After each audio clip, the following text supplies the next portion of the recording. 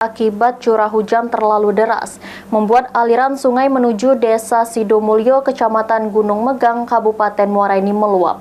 Derasnya air yang merendam akses jalan dan jembatan membuat aktivitas warga terganggu dan membahayakan.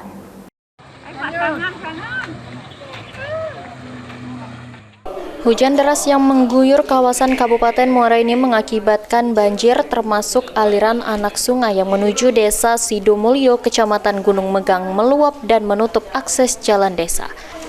Kondisi air sungai yang deras merendam akses jalan dan jembatan membuat semua kendaraan tidak bisa melintas hingga terpaksa harus mencari alternatif jalan lain untuk menuju beberapa desa dalam Kecamatan Gunung Megang.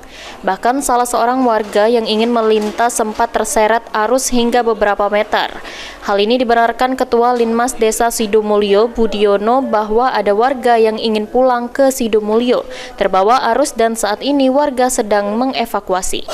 Ketinggian air mencapai 1,5 meter hingga menyulitkan warga, namun korban bisa berhasil diselamatkan.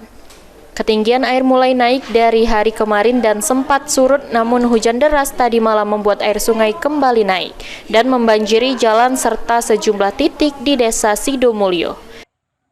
Beliau ini dari luar mau pulang ke Sidomulyo, Pak. Sendirian, Pak? Sendirian. Pak. Akhirnya sekarang gimana, Pak, kondisinya, Pak? Masih pada tertahan di kayu, Alhamdulillah. Pak, dari warga?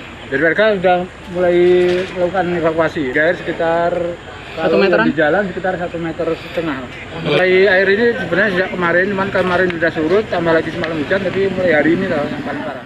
Sementara itu, selain ada warga yang hanyut, membuat beberapa kendaraan termasuk kendaraan truk tidak bisa melintas hingga mencari jalur alternatif melalui perkebunan sawit.